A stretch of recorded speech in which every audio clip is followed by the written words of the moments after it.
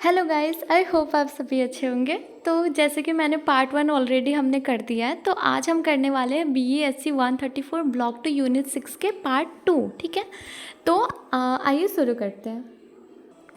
तो जैसे कि मैंने बोला था, हम करेंगे the democratic school, Michael Apple and इसके आगे के टॉपिक्स। तो आइए सबसे पहले इसको शुरू करते हैं। ठीक है, तो ये बताया गया कि माइकल एक प्रोफेसर है और एक एक रिफॉर्मिस्ट भी, जो कि बिलीवर है कि जो एजुकेशन होती है ना, वो अकेला एक ऐसा इंस्ट्रूमेंट है जो कैपेबल है कि हम किस तरीके से लोगों में एम्पावरमेंट या फिर उनको ट्रांसफॉर्म कर सकते हैं। ठीक है, वो ये मानते थे कि एजुकेशन चीज़ों को ट्रांसफॉर्म भी कर सकती है और एम्पावरमेंट भी ला सकते हैं। अब अगर हम इसके कंसेप्ट को डिस्कस करें तो इन अ डेमोक्रेटिक स्कूल, अगर हम कोई डेमोक्रेटिक स्कूल की बात करते हैं तो स्टूडेंट्स को वहाँ पे राइट्स एंड ड्यूटीज़ जो एक सिटीजन्स की होती है कि आपकी क्या राइट्स है, आपकी ड्यूटीज़ क्या है, हमारे संविधान में भी लिखी हुई है, राइट। तो वो सारी चीज़ें उनको पढ़ाई जाती है एक डेमोक्रेटिक स्कूल में। देन उनको अलाउ किया जाता है कि वो उसको प्रैक्टिस कर सके, कि सिर्फ पढ़ना नहीं है, आपको इसको रियल लाइफ में इम्प्लीमेंट भी करनी है, उसको प्रैक्टिस भी करनी है। ठीक है, अब उनको एम्पावर की जाती है कि उनको जुडिशियस डिसीजन मेकिंग एक प्रॉपर अच्छे वे में, लाइक सही सही है और गलत गलत है, लाइक प्रॉपर वे में एक डिसीजन मेकिंग कर सके और वो ट्राई कर सके कि वो वायलेट ना करे रूल्स एंड ऑल्स को। ठीक है, मतलब वो फॉलो भी करे उसको। अब यहाँ पे ये भी फोकस की जाती है कि किस तरीके से हम जो वैल्यूज़ होती है ना, चाहे वो जस्टिस की हो, पावर, डिग्निटी, सेल्फ वर्थ की, इसको रियलाइज़ करवा सके बच्चों को, इसकी इम्पोर्टेंस समझा सके। अब ये जो स्कूल होती है वो ग्रूम करती है जो भी सिटीजन्स, जो बच्चे होते हैं, वो अलग अलग वर्च्यू से। सबसे पहला, groom student to ask question, मतलब उनको इस तरीके से तैयार किया जाता है ताकि वो बहुत सारे सवाल पूछे, बिकॉज जितना सवाल पूछोगे उतने जवाब मिलेंगे, उतना ज़्यादा बारीकियाँ आएंगे चीज़ों में। दूसरा, कि उनको ट्रेन किया जाता था कि आप जो नॉर्मल, जो आपको दिख रहा है ना, जो चीज़ें नेकेड आइट से दिख रही है, जो चीज़ें मेन है वहाँ पे, उसके बियॉन्ड कैसे देखना है, उसके अंदर छुपी हुई चीज़ें क्या है उसको देखना, मतलब क्रिटिकली किस तरीके से सोचना है। तीसरी चीज़, मेमोराइजेशन, कि किस तरीके से आप मेमोराइज कर पा रहे हो चीज़ें को, अपनी मेमोरी में बिल्ड कर पा रहे हो ताकि आप एक्सप्लोर कर सके हो। And then the next is कि किस तरीके से आप क्रिएटिविटी बच्चों के अंदर बिल्ड कर रहे हो ताकि वो एक दूसरे से कलैबोरेट कर रहे किसी भी प्रॉब्लम को लेके, बिकॉज बेटर मतलब कोलैबोरेशन या better communication is the key. ठीक है, बहुत इंपॉर्टेंट है जब भी हम कुछ करते हैं।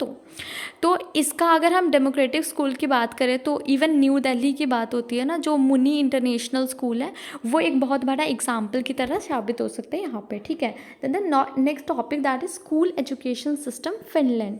अगर जो भी स्कूल एजुकेशन सिस्टम है जो फिनलैंड का है, वो माना जाता है one of the best system है पूरे वर्ल्ड में, जहाँ पे इक्वल अपॉर्चुनिटी प्रोवाइड की जाती है सारे सिटीजन्स को और एक हाई क्वालिटी एजुकेशन और ट्रेनिंग उनको प्रोवाइड की जाती है। ठीक है, देन पब्लिकली अगर हम अगर हम इसको देखें ना तो पब्लिकली फंडेड होती है, पब्लिक इसको फंड करती है और इसकी जो प्रिंसिपल है वो है life long learning and free education. Free education provide होती है और लाइफ टाइम प्रोवाइड होती है। ठीक है, वो भी एक बेटर क्वालिटी के, ऐसा नहीं है कि आप कुछ भी एरे करें। लाइक होता है ना कि अगर हम इंडिया में कई सारे स्कूल्स में देखें तो वो गवर्नमेंट स्कूल्स होती है तो वो इंपॉर्टेंस नहीं देते उतना कि चल ना बच्चे पढ़ लेंगे एंड ऑल वाली, वो सिस्टम होता है। तो यहाँ पे ऐसा कुछ नहीं है, ये पब्लिकली फंडेड होती है बट फ्री एजुकेशन प्रोवाइड करती है और लाइफ लॉन्ग लर्निंग भी प्रोवाइड करती है विद बेटर या फिर एनहेंस लर्निंग बोल सकते हैं। देन जो स्टूडेंट्स होती है उनको एक बैलेंस दिया जाता है जो कि स्कूल लाइफ और फ्री टाइम से, ताकि वो अपना ना टाइम, जो एक्स्ट्रा टाइम होता है वो हमेशा, वो ये नहीं कि हाँ वो हमेशा इसी स्कूल लाइफ में जुड़े हुए, वैसा नहीं, उनको एक्स्ट्रा टाइम दिया जाता है ताकि वो अपने आप को एक्स्ट्रा कैरिकुलर एक्टिविटीज़ में इन्वॉल्व कर सकते हैं, बेटरमेंट ला सकते हैं। अब अगर हम बोले कि जो ये फिनिश एजुकेशन है, ये सिस्टम इतनी सक्सेसफुल क्यों है, तो इसके बहुत सारे रीजंस हैं। सबसे पहला तो चिल्ड्रन लीव देयर चाइल्डहुड, कि बच्चों को जो स्कूल है ना वो मतलब एज उनकी जो होती है ना वो 7 ईयर्स के बाद ही उनको भेजी जाती है, 3 साल की नहीं। हम ज़्यादातर देखते हैं ना आजकल के एजुकेशन सिस्टम में कि बच्चा 2.5-3 साल का होता है और हम तब भेज देते हैं बच्चों को। तो ये चीज़ें कहीं ना कहीं उनके स्किल को बहुत कम कर देती है। ठीक है, बिकॉज हमें वही मिलता है वो क्यूबिकल वाला कि रोज़ का वो सिस्टम, ये चीज़ नहीं होती है यहाँ पे कि बच्चों को 7 साल के नीचे तक उनकी पूरी लाइवलीहुड, उनके मेंटल डेवलपमेंट के ऊपर फोकस की जाती है कि वो कैसे माइंड को डेवलप डेवलप्ड कर सकती हैं, उसके बाद ही उनको स्कूल वाले सिस्टम में लाया जाता है। दूसरा, लर्निंग थ्रू प्ले, मतलब जो भी डे केयर्स या प्री स्कूल्स की बात करें ना, तो वो फोकस करती है कि चाइल्ड को किस तरीके से कितना ज़्यादा इन्वॉल्व कर सकें प्लेस एक्टिविटीज़ में, जितनी ज़्यादा खेल्स वगैरह होते हैं, हेल्थ वगैरह पे फोकस कर सकें, उसकी वेलबींग पे फोकस कर सके ओवरऑल, ठीक है। अब ये एक होलिस्टिक वे में प्रॉपर होता है, इसको प्रॉपर वे में हम प्लान करते हैं ताकि ओवरऑल डेवलपमेंट और जो उनका जो लर्निंग जर्नी है ना, उसको और ज़्यादा बेटर कैसे बना सकते हैं, इंटरेस्टिंग कैसे बना सकते हैं, इस चीज़ पे। Then next is minimal hard homework. Okay, तो हम जैसे अगर इंडिया की स्पेशल एग्जांपल ले तो हमारे स्कूल्स में बहुत सारे होमवर्क्स देते हैं, इवन समर वेकेशंस आते तो बहुत सारे असाइनमेंट्स, प्रोजेक्ट्स, ये सारे देते हैं, बट वहाँ पे ऐसा कुछ नहीं है। अगर उनके जो पहला 4 साल का जो स्कूल है ना, मतलब जो 7 ईयर्स के बाद जब वो आते हैं, तो पहला जो पहली साल, सॉरी 4 नहीं, पहली साल की जो स्कूल होती है ना, after at the age of 7, उसमें बहुत ही कम स्कूल की होमवर्क्स देते थे, और जो ड्यूरेशन होती थी ना स्कूल टाइमिंग, वो बहुत ही कम होती थी, जिसके बाद उनको बहुत सारे टाइम मिल जाते थे एक्स्ट्रा, ताकि वो अलग अलग खेल, मतलब अलग अलग प्ले में इन्वॉल्व हो सके, हॉबीज़ वगैरह बिल्ड कर सके, या फिर जो भी सॉफ्ट स्किल डेवलपमेंट होती है इस पर फोकस कर सके, ठीक है। अब यहाँ पे स्टूडेंट्स को एक्सपेक्ट किया जाता है स्टूडेंट्स से कि वो एक्टिवली रोल प्ले कर सके, कि जैसे कि खुद से सीखता है ना बच्चा, लाइक आप स्पेशली मैं रिकमेंड करती हूँ जितना होता है ना, कि जो हम ना आजकल बुक्स दे देते हैं या फ़ोन दे देते हैं बच्चों को, ये मत दो बचपन में, ठीक है। उनको सीखने दो अपनी ही एक्शन से, जो प्रैक्टिकल एक्शंस होते हैं, लाइक टच, कोई कौन से टच क्या है, लाइक आप वॉल्स पे उसको टच कराओगे, देन उसे पता चलेगा वॉल्स है, इसकी टेक्सचर ऐसी होती है, तो ये सारी चीज़ों से माइंड डेवलपमेंट होता है, वो गेन कर पाते हैं, स्टोर कर पाते हैं अपनी मेमोरी में। बचपन में हमारी मेमोरी बहुत अच्छी होती है, ठीक है, तो मेक श्योर आप उनको पॉजिटिव चीज़ें दिखा रहे हो और उनको सीखने दे रहे हो, ठीक है। तो ये सारी चीज़ें हैं। Then next is no examination. अब यहाँ पे एग्जामिनेशन, टेस्ट, ये सारी चीज़ें नहीं होती है। हम जो नेशनल एग्जामिनेशन होती है ना मैट्रिकुलेशन की, वो लेते, बट बीच में नहीं होता, लाइक क्लास 1 2 3 4 9 तक ये नहीं होती। बस मैट्रिकुलेशन जो मेन एग्ज़ाम है वही हम कंडक्ट करवाते हैं, ठीक है, नॉर्मली, हाँ बोल सकते हैं। देन जो कॉमनली एडमिशन की है ना हायर क्लासेस की, वो रिज़ल्ट या एंट्रेंस के बेस्ड पे होता है, कि लाइक आगे आप क्लास में जा रहे हो तो किस बेस पे होगा, तो एक बेस होना चाहिए ना, तो वो रिज़ल्ट या एंट्रेंस के बेसिस पे होता है।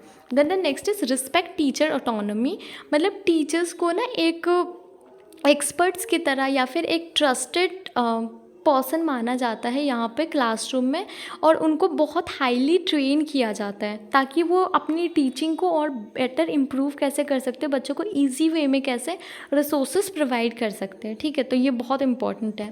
देन अब आ जाते हैं नेक्स्ट टॉपिक पे, that is educational initiatives of Azim Premji foundation.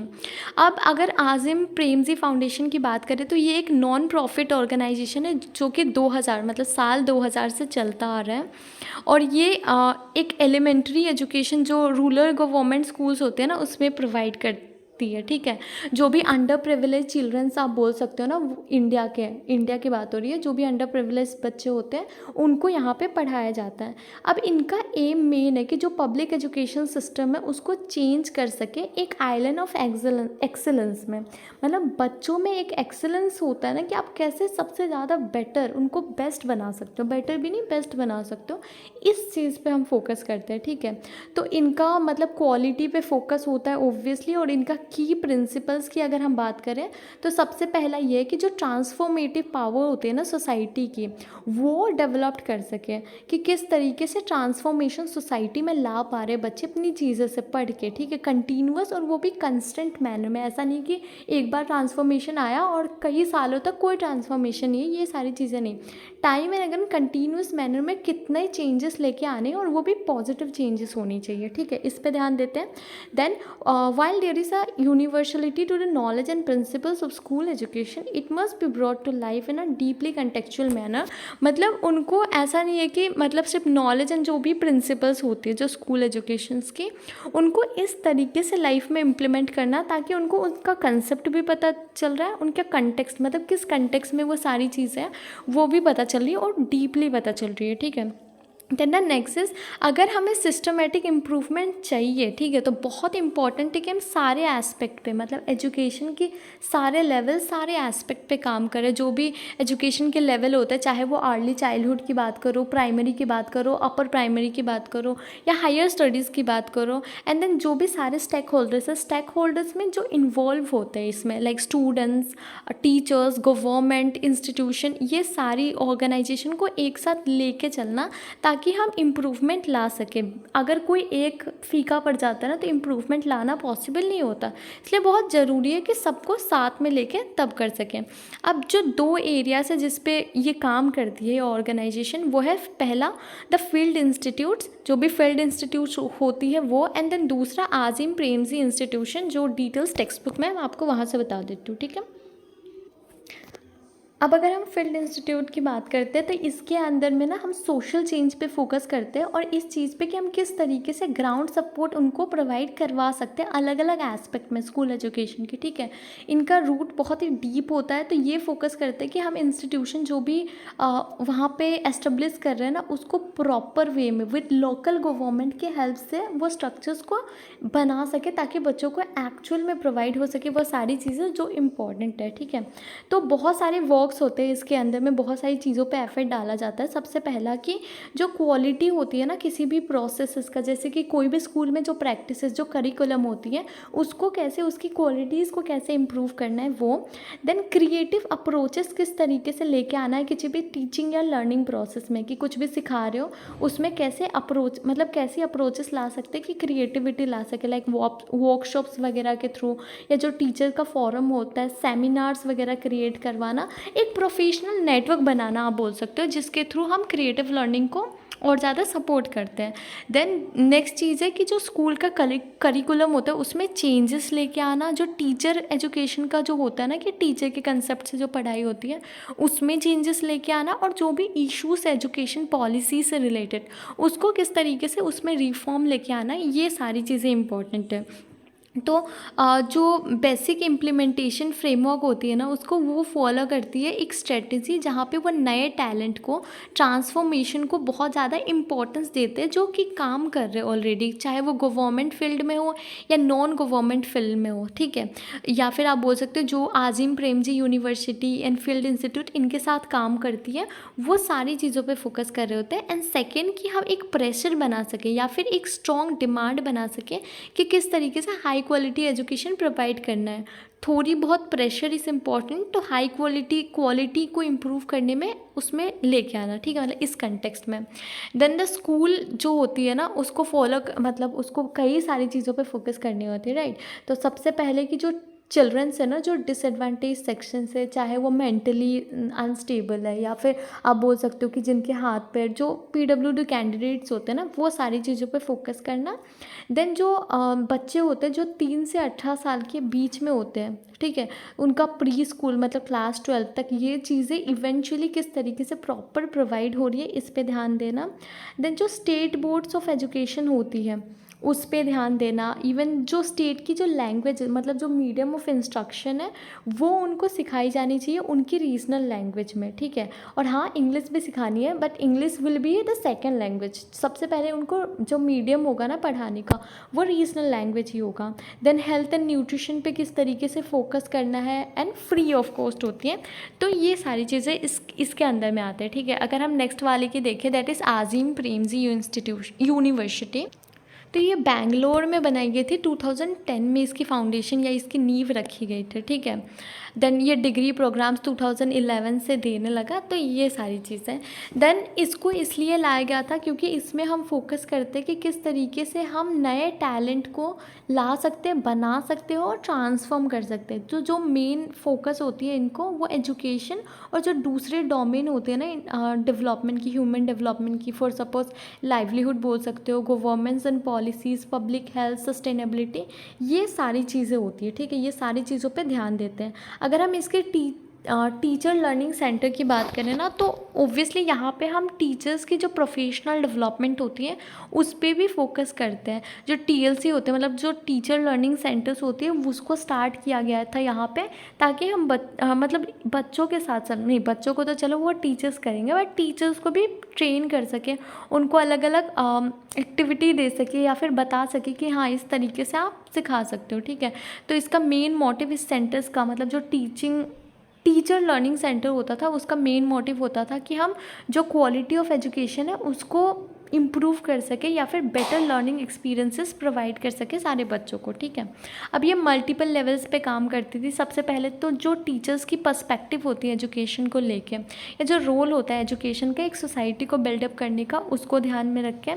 Next is content knowledge, different subjects के जो कंटेंट नॉलेज होते हैं ना, उस पर ध्यान रखना कि अलग अलग सब्जेक्ट्स को प्रॉपर वे में किस तरीके से हमें देना है। And then next is appropriate, जो भी अप्रोचेस होते हैं ना, जो सही अप्रोच चाइल्ड के कंटेक्स्ट में, हम चाइल्ड्स को देखते हैं, जो बच्चे होते हैं उनकी जो डेवलपमेंट स्टेज होते हैं उसके अकॉर्डिंग काम करना, ठीक है, उसके अकॉर्डिंग उनको प्रोवाइड करना नॉलेज, इस पे भी ध्यान देते हैं। अब जो बच्चे एंड देन जो टीचर्स का इंटरेक्शन होता है ना, वो अलग अलग वर्कशॉप्स, डिस्कशन, सेमिनार्स वगैरह, या जो मेलास वगैरह आप बोलते हो ना, इसके थ्रू ना सिखाया जाता है सारी चीज़ें, मतलब इसके थ्रू हम इंटरेक्ट करवाते हैं, जिसकी वजह से टीचर्स और स्टूडेंट के बीच में एक एकेडमिक मतलब इंगेजमेंट बना रहता है।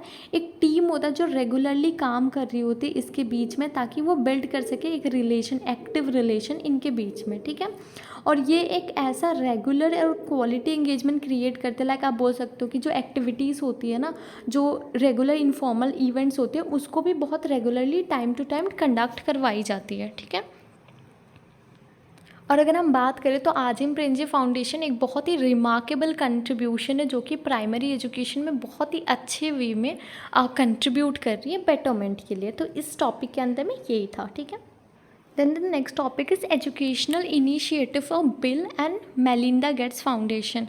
तो ये जो इसका नाम ना, मतलब बिल गेट्स और उनकी जो मतलब मेलिंडा फ्रेंच गेट्स है, मतलब ये एक यूएस बेस्ड कपल है, ठीक है। तो इनके ऊपर इस कपल के ऊपर ये नाम दी गई थी, ठीक है।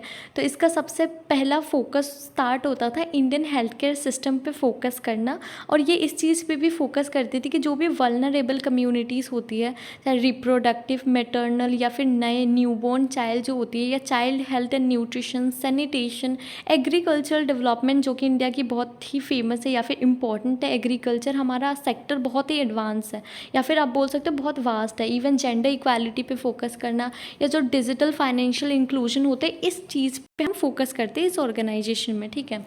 और ये ऑर्गेनाइजेशन सपोर्ट करती है कि हम किस तरीके से जो अवेलेबिलिटी होती है, लर्निंग असेसमेंट जो होती है, क्वालिटी जो होती है हमारी चीज़ों की, ठीक है, मतलब चीज़ें इन द सेंस कि जो एजुकेशन से रिलेटेड होती हैं, उसको किस तरीके से लाना है, या बेटरमेंट लेके आनी है, उसमें इम्प्रूवमेंट लेके आनी है, या एक क्वालिटी लेके आनी है, ठीक है, ताकि जो भी हमारा इंस्टीट्यूशनल प्रैक्टिस है उसको इफ़ेक्टिवली हम लागू कर सके, कह सकते हैं, हाँ काइंड ऑफ कह सकते हैं। तो बहुत सारे और इनिशिएटिव्स है इस फाउंडेशन की, जैसे कि प्रोवाइडिंग स्कॉलरशिप्स, के बच्चों को स्कॉलरशिप प्रोवाइड करना, जो डिसएडवांटेज सेक्शंस है, जो फीमेल या फिर जो ऐसे सेक्टर्स हैं जिनके लिए पॉसिबल नहीं होता एफर्ट करना, तो उनको स्कॉलरशिप प्रोवाइड करना, इंफ्रास्ट्रक्चरल सपोर्ट प्रोवाइड करना, इवन टीचर्स को कि हाँ उसके बारे में उनको समझाना। और इंफ्रास्ट्रक्चर्स होना बहुत ज़रूरी है कि हम जितने ज़्यादा इंफ्रास्ट्रक्चर देंगे उतने ज़्यादा वो बच्चे बिल्ड कर सकते हो, उसको सीख सकते हो उससे। तो ये and then initiatives for educators, even teachers के लिए बहुत सारे फ्रेमवर्क्स या बहुत सारी आप बोल सकते हो ट्रेनिंग लेके आना, ताकि उनको भी सिखा सकें। तो ओवरऑल ये था इस चैप्टर में। आई होप आपको दोनों पार्ट में दोनों चीज़ें समझ आ गई होंगी। किसी भी पार्ट पे कोई भी प्रॉब्लम होगा तो आप कमेंट सेक्शन में पूछ सकते हो, एंड नोट्स आपको हमारे टेलीग्राम चैनल पे मिल जाएगा। आई होप आपको समझ आ गया होगा, एंड तब तक के लिए बाय बाय, थैंक यू।